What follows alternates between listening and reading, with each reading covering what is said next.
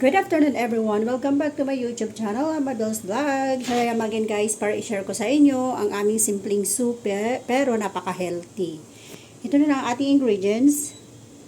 Ayan guys, pinanfry ko muna kanina yung pork ribs bago ko dinagdagan ng tubig.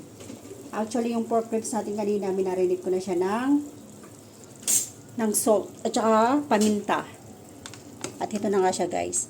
Naglagay na tayo ng ito yung dates. Ayan.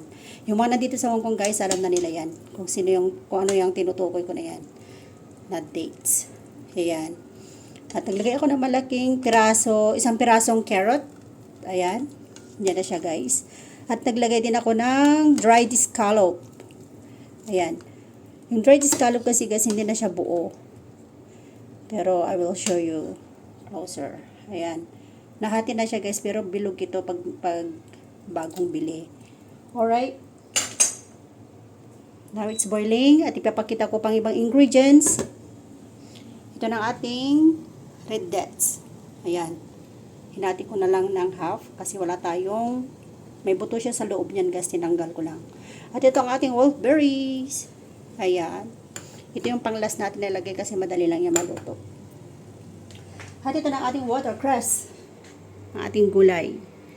Ayan, wash na yan. Ready to put inside later.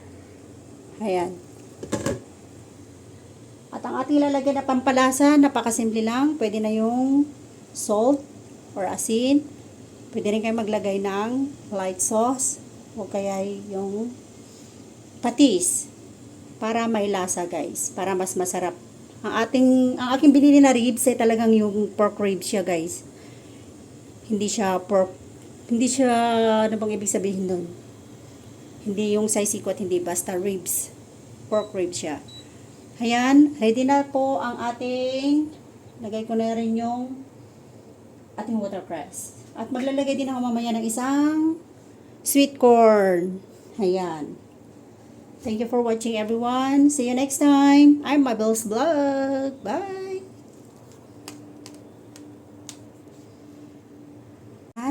Continuous na nagbo-boiled ang ating soup. Ilagay na natin ang ating watercress. Lutuin natin ito ng 1 oras. Kung mas matagal na i-boil, mas malasa siya guys.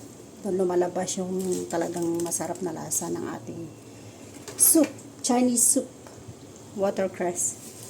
Ang tawag niyan dito. Ayan.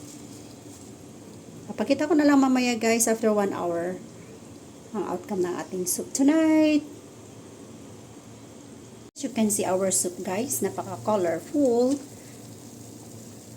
Tapos idagdag pa natin ang ating sweet corn. Ayan. Uy, mommy. Uy, mommy. Ayan. Ang sarap ng soup na ito guys.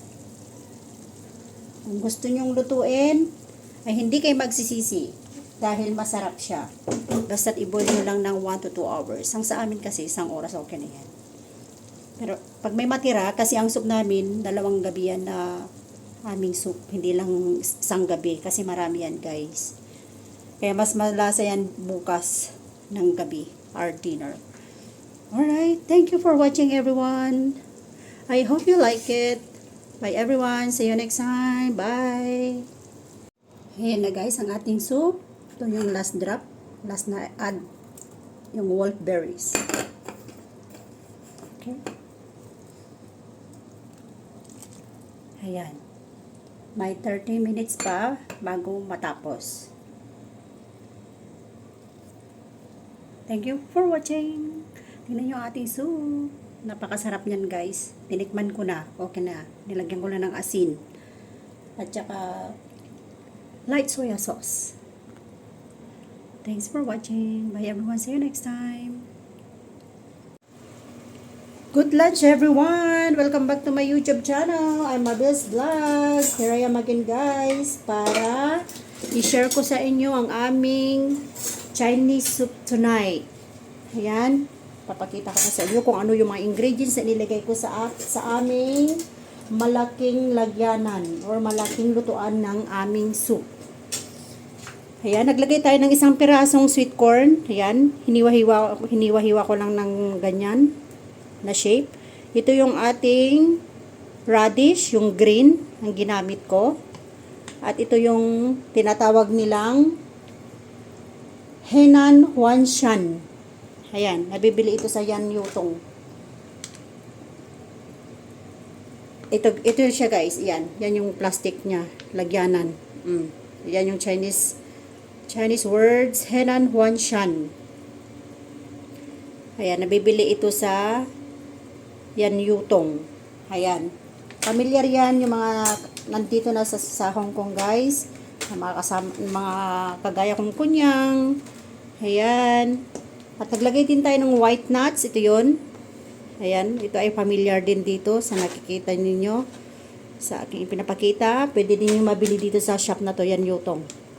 At ito yung ating pinatuyong shell. Ayan. Ito yung mga seashells guys na tuyo na siya. Ayan. Pinatuyong seashell. Actually, mahal ito guys sa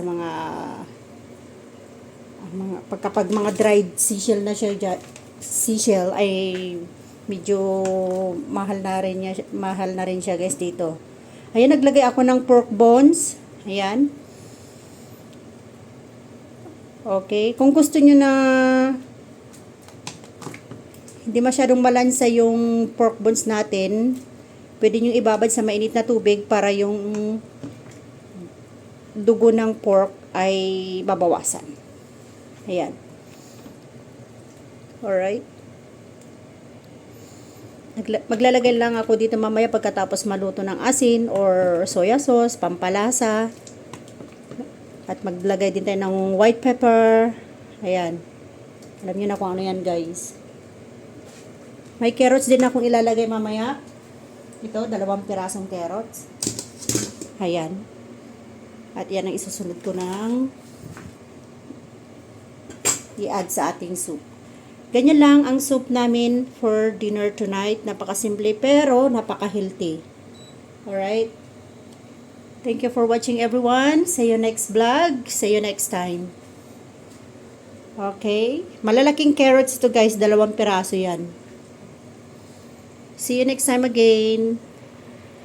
Huwag niyong kalimutan na i-click ang button para sa susunod kong upload videos ay updated po kayo kung may next upload pa ako guys. Thank you for watching. Bye everyone. This is my Belle's Vlog. Guys, nalagyan na natin ang ating carrots. Magdagdag pa tayo ng tubig dahil lutuin natin ito ng mahigit 1 oras. Ayan. After 1 hour, pwede na yan. Ang soup kasi guys, kapag matagal na pinakuluan yan, mas lalong sumasarap. Alright? Kaya for now, lutuin ko muna ng 30 minutes. After 30 minutes, pahinga, saglit, i-set ko na naman ng 30 minutes. Hanggang sa matapos ng 1 oras. Alright. Ito na. Iluhit natin. Ay, takpan muna natin. Tapos iluhit ko kapag kumulo na yan para hindi mag-overflow. Or pwede ko na rin siyang iluhit para hindi siya mag-overflow. I-set natin na 30 minutes.